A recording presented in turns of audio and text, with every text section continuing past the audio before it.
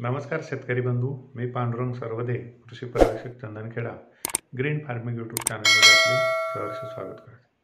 शेतकरी बंधूंनो, आपण आजच्या व्हिडिओमध्ये पाहणार आहोत जमिनीचा सामू. जमिनीचा सामू किती असायला पाहिजे, त्याचे व्यवस्थापन कशा पद्धतीने करायचे आणि जमिनीच्या सामूचा आपल्या पिकाच्या वाढीवर आणि आपल्या जमिनीवर कशा पद्धतीने परिणाम होतो याविषयी माहिती घेण्याचा प्रयत्न करतो. जमिनीचा सामू हा जमिनीच्या गुणधर्मापैकी एक महत्त्वाचा गुणधर्म आहे आणि या जमिनीच्या सामूवरूनच आपण त्या जमिनीमध्ये कोणत्या समस्या आहेत, त्या ठिकाणी कोणती सुधारण्यासाठी उपाययोजना किंवा व्यवस्थापन करणे आवश्यक आहे याविषयी आपल्याला माहिती होते. जमिनीचा सामू म्हणजेच आम्ल-विम्ल निर्देशांक असे आपण त्याला म्हणतो. सोरेन्सन डॅनिस या शास्त्रज्ञाने सामूचे प्रमाण हायड्रोजन आयनांच्या प्रमाणाच्या घातांकावर ठरविले आणि हायड्रोजन किंवा हायड्रोक्झिल आयन यांच्या परस्पर संबंधातून निर्माण होणाऱ्या त्यांच्या द्रवरूपातील ठराविक प्रमाणावर या द्रावणाचा सामू अवलंबून असतो.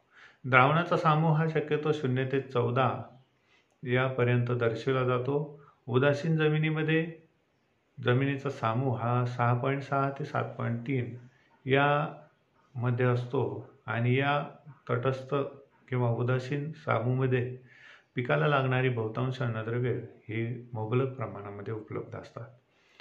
त्याबरोबरच बदलत्या हवामानानुसार आपण आज जमिनीचा सामू हा 6 ते 8 दरम्यान असेल तर त्याला उदासीन सामू असे म्हणतो आणि जमिनीच्या सामूवरून जमीन आम्लयुक्त आहे की विम्लयुक्त आहे हे आपल्याला कळते. परंतु अति आम्ल किंवा अतिविम्ल जमिनी असतील तर त्या ठिकाणी आपल्याला रासायनिक भूसुधारकांचा वापर करून त्या ठिकाणी जमिनीची सुधारणा करणे आवश्यक आहे.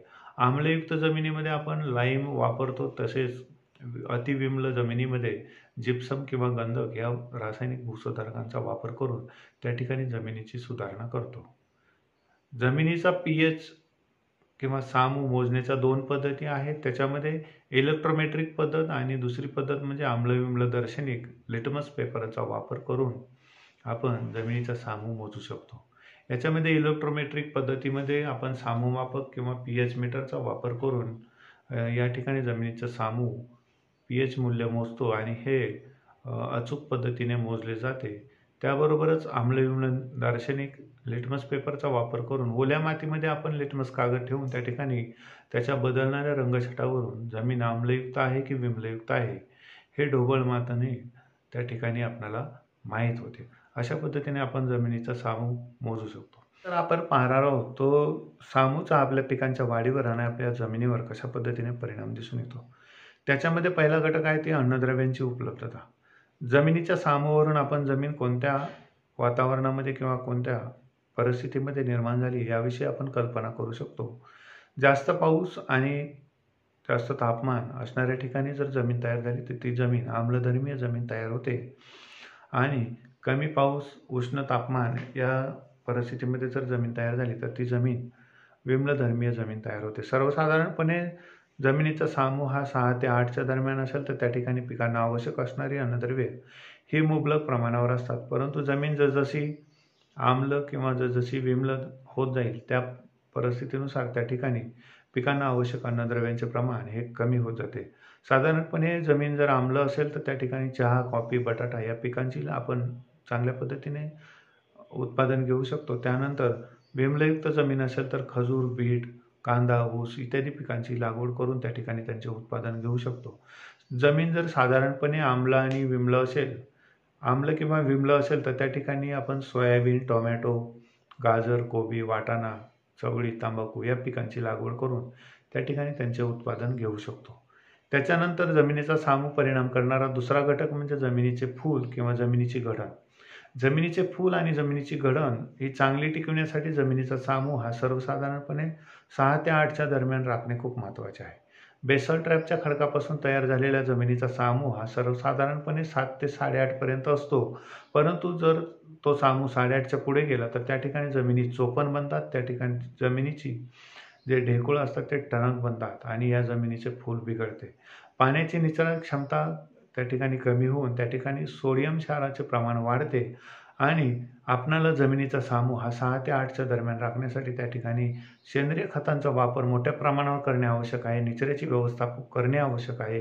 त्याबरोबरच आम्लधर्मीय रासायनिक खतांचा वापर करून त्या ठिकाणी आपण जमिनीचा सामू हा 6 ते 8च्या दरम्यान राखू शकतो. त्याबरोबरच आपण पिकांची फेरपालट करून हिरवळीच्या खतांचा वापर करून त्या ठिकाणी जमिनीचा सामू उदासीन राखण्याचा प्रयत्न करू शकतो.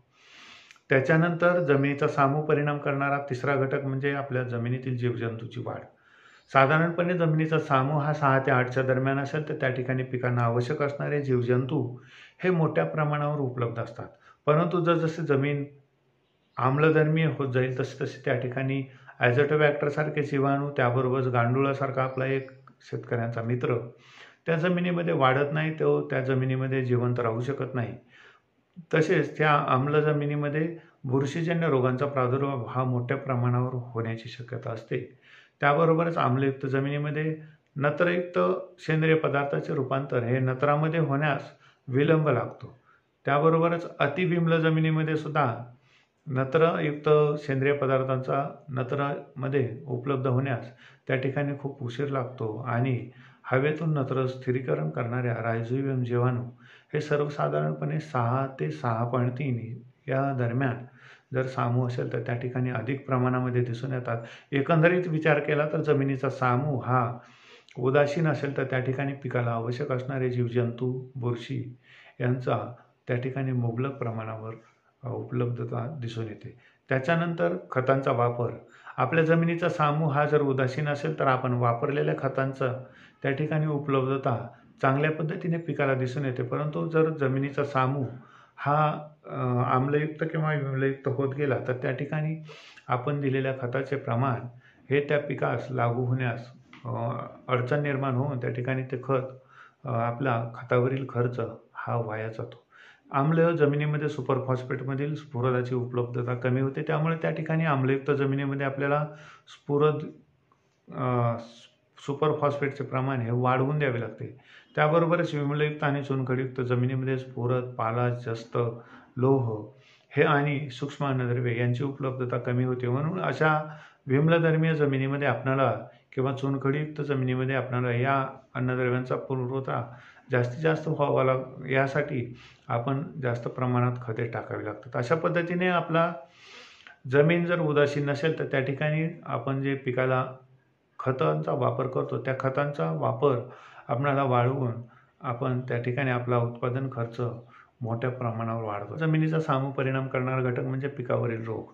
जमिनीचा सामू हा जर उदासीन असेल तर त्या ठिकाणी मुबलक प्रमाणावर अन्नद्रव्य, त्या ठिकाणी मुबलक प्रमाणावर आपल्या पिकाला आवश्यक असणारे जीवाणू, वेगवेगळ्या बुरशी, वेगवेगळे संप्रेरक मोठ्या प्रमाणावर जमिनीमध्ये उपलब्ध असतात आणि त्यामुळे आपल्या पिकामध्ये एक रोगप्रतिकार क्षमता, किडींना प्रतिकार करण्याची क्षमता मोठ्या प्रमाणावर दिसून येते. म्हणून उदासीन जमिनीमध्ये आपल्या पिकावर येणाऱ्या किडींचे रोगाचे प्रमाण हे खूप कमी दिसून येते. परंतु जसजसं आपल्या जमिनी आम्लयुक्त किंवा जसजशा विम्लयुक्त जमिनी होतील तसतसे त्या ठिकाणी उपलब्ध जीवाणू त्याबरोबरच बुरशीची, त्याबरोबरच आपल्या पिकासाठी वाढीसाठी आवश्यक असणाऱ्या संप्रेरकाची उपलब्धता कमी होते आणि त्या ठिकाणी आपल्या येणाऱ्या पिकामध्ये रोगप्रतिकार क्षमता कमी होऊन त्या ठिकाणी पिकावर वेगवेगळ्या रोगांचा मोठ्या प्रमाणावर प्रादुर्भाव दिसून येतो. त्याबरोबरच जमिनी जास्त आम्ल किंवा जास्त विम्ल असतील तर त्या जमिनीचा पोत बिघडून त्या ठिकाणी जमिनी